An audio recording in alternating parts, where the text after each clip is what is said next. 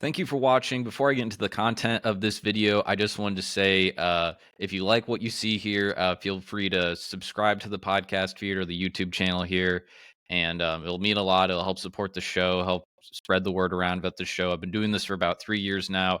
I've been doing a lot of monologues, but I've also done over 50 plus interviews talking NFL, college football, NBA, you name it, just a bunch of different sports topics. So, without any further ado, I'm going to get into this topic here, which is the Chicago Bears, because the Bears are in a very, very fascinating. They're about to enter one of the more fascinating off seasons in NFL history that could change the franchise for the next 15 to 20 years. And that is because, if you guys remember correctly from last year for the draft, the Bears have the number one pick. They have Justin Fields. They're committed to him, and they want to try and build around him. And they want to, get talent around him, get the right coaching staff, and try and see what they got out of this kid. If they have a franchise player, if they're able to, with him as the quarterback, as the franchise quarterback, can they win and compete and make the playoffs and potentially compete for Super Bowls? That's what the Bears are trying to do. So they trade the first pick for DJ Moore, the eighth pick, and then I think they might have gotten another late round draft pick, but then they also got the Carolina Panthers pick for this upcoming draft, the 2024 draft. And the big wrinkle of this, if you've been following this NFL season, is obviously the Panthers are not very good. And there's 4 games left in the season. They have one win, and the next teams behind them that could potentially steal that number one pick from them have 3 wins. So the Panthers have to win at least 2 games, and then they also have to hope that some of these other teams, with how the tiebreakers work, don't like lose out the rest of the way. So it's very, very likely here that the Bears could luck into the number one pick in the draft. Why is that notable here? Because Caleb Williams is the number one pick in the draft right now. And he is looking like, I'll get to him in a minute in his prospect stuff.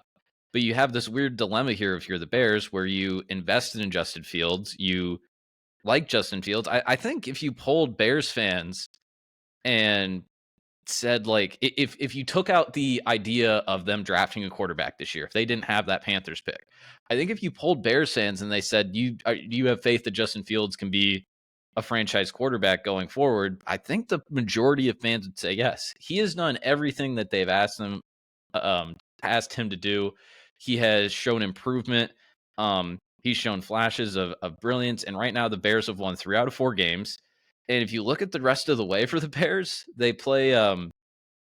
They actually have a lot of winnable games heading down the stretch here. They have 4 games left. They play the Browns. They play the Cardinals. I can't remember what other team they play. They play another team that's not that good, and then they play the Packers. So there's a realistic world here where they could win 3 or 4 games, and depending on how the NFC playoff picture goes, the Bears could somehow sneak into the playoffs here if they finish very strong. And then if you get to that point there, if you're the Bears, what do you do? Do you, because again, that draft pick, again, you have the number one pick again, that is very valuable. There are a lot of teams that would trade a lot of stuff to get a franchise quarterback. And you potentially have 2 picks that you could trade away too. Well, I guess if you make the playoffs or whatever, or keep winning, that other pick doesn't become as valuable. So never mind, scratch that. But what do you do here? Do you trade that for more stuff and trying to build a solid roster around Justin Fields? Or do you do something that the Bears have never had the chance to do at the top end of the draft and draft a franchise changing quarterback? It's a very tough dilemma here. And here's my answer to the question. And this is what I would do. Um, I think you just have to take Caleb Williams. You just have to do it. This guy is um, a prototype. I don't know if he'll be as good as Patrick Mahomes, but his playing style, every NFL draft expert's like, yeah, it's very, very similar. On top of that, too, if you go back to like the Kyler Murray, Baker Mayfield, because you have to bring them into this equation here too, because all 3 of these guys had the same college coach. One thing that was very that kind of got Kyler Murray and Baker Mayfield drafted number one, is they would Lincoln Riley in that offense basically a very good offensive like teacher. And if you listen to like reports of like Baker Mayfield, Kyler Murray, when they're going through the draft process, when they would get up to the whiteboard and have to like draw up plays and stuff, it very much blew away like scouts and GMs of like their knowledge. So you're talking about Caleb Williams, who like compared to Kyler Murray and Baker Mayfield, Caleb Williams is way more talented. I mean, Kyler Murray has a lot of talent, but Kyler Murray is also like 5'10". Um, Baker Mayfield has talent, but he's also 6 feet tall. Caleb's a lot bigger, a lot stronger. He has definitely more athleticism than Baker. Can throw just as good of a ball as either of them. So it's like, what could Lincoln Riley do if he could turn Baker Mayfield, who was a walk-on, into the first pick in the draft, and Kyler Murray, an undersized guy who had to transfer into the first pick in the draft? Caleb Williams, is he gonna like? What's his potential? And I think if you're the Bears, you have to take it, because here's another thing here too. I wrote this down earlier. Basically, it's like took a quarterback in the first round. So let's go back to 1982. I didn't go back any farther than this because I know the Bears were like pretty much like irrelevant in the 70s, other than Walter Payton just kind of like running all over the place. Go back to 1982. The Bears have the 5th pick in the draft. They select Jim McMahon. Jim McMahon wins them a Super Bowl. The thing about Jim McMahon too, if you look at his career, he injuries just really derailed his career, because there was like stretches there with that the 85 Bears weren't just like a 1-year team. Like they were good the year before, and then they were good a few of the years after. And basically, if you kind of look at the story of the Bears going forward through that decade, it's kind of a lot of what ifs. And the biggest what if is like, what if Jim McMahon was healthy? If you could have promised the Bears 16 games a year, Jim McMahon completely healthy, um, they probably win multiple Super Bowls, to be honest. Because there was like a stretch there too, where in the 80s, I think the Bears, over like a 40 game like stretch with Jim McMahon as the starting quarterback, were like 39-3, I want to say. It's something like ridiculous like that, where they were winning like 80 to 90% of the games he started. But again, you go through his Football Reference if you want to like look at the games that he just would miss nearly half of the season, like almost every year. 87, late first round draft pick, the Bears select Jim Harbaugh. Harbaugh, kind of a journeyman NFL quarterback, was with the Bears for a few years, bounced around to a few other teams. Not necessarily the best pick. Fast forward 12 years for the Bears, 1999. Number 12th pick, Cade McNown. I don't think that's a real person. I have never heard of that person before. From UCLA, by the way. Never heard of that person.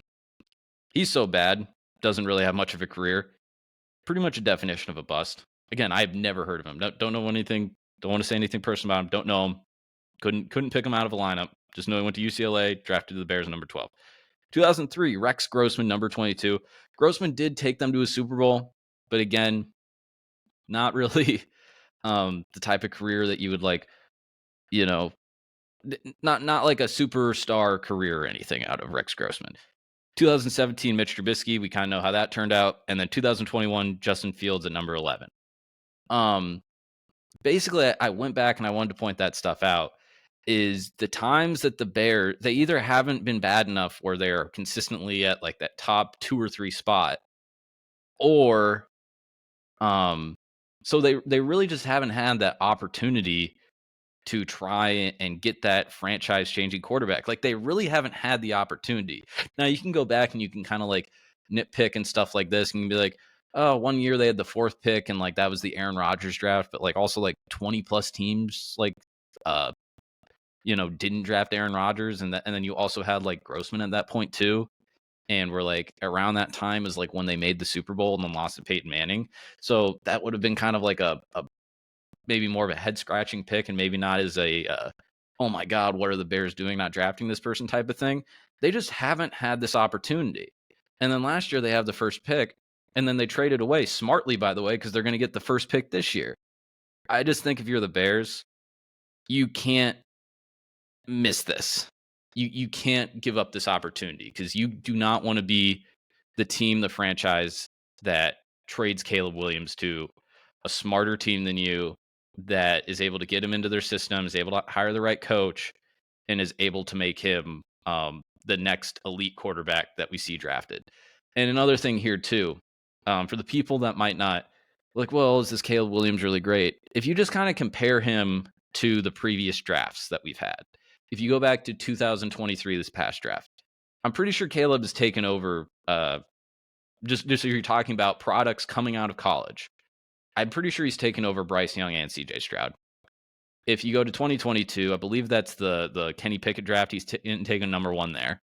If you go to 2021, that's the Trevor Lawrence draft. Probably not taking over Trevor Lawrence. That'd be a really kind of like interesting case study, or a really good question to ask a scout. But again, it's probably more of like kind of a 50-50 answer than you think. He's definitely taken number 2 in that draft. And then you go like, if you look kind of maybe the last like 6 to 10 years of the draft, is he like the 3rd or 4th best like quarterback prospect that we've had? Like, I think he is. And if you're the Bears, a team that just hasn't gotten this position right, whether it's bad luck, whether it's injuries with Jim McMahon, whether it's just misevaluating talent like Mitch Trubisky, as he prefers to be called, you can't mess this up. You have to do it. And it really sucks because Justin Fields is a very likable person. He's a likable quarterback. He's done everything right, and he's been put into this situation where he hasn't had a lot of help, hasn't had a lot of good offensive line help over the years, hasn't had good receivers until this year. And he's a guy that, the Bears can trade. And I don't know what his value would be. I think it's probably like somewhat of a mid-round pick because that's just kind of how, they're not getting a first rounder for Justin Fields. I'd be very, very shocked if they got a very good pick for Justin Fields. But the good thing is for Justin Fields, though, is I think there's a market for him. And I was trying to think of teams, could like the Atlanta Falcons, let's say, could they just be like, yeah, we'll give up a 3rd round pick for Justin Fields, or we'll give up a 2nd round pick? Really anyone in that division, like the Bucks, like it's not the Panthers because they have Bryce Young, but like the Saints, you're really going to run back this Derek Carr thing again? Tennessee, you're going to really go with like the Will Levis experiment again? The Patriots, like there's somebody that will trade for Justin Fields, and he will have another opportunity to start and potentially become a franchise quarterback. But unfortunately for him, I don't think it's going to be the Bears. I think they'll take Caleb Williams, and they will go forward with that next year, depending how the rest of the season goes. Again, if they win 2 or 3 games to finish out the year, if they end up being 7-10 or 8-9 or even or even 9-8, like, are they bringing Eberflus back? Who at the beginning of the year we were kind of like, is this guy going to get fired in like week 8? So it's a good problem to be in if you're a Bears fan.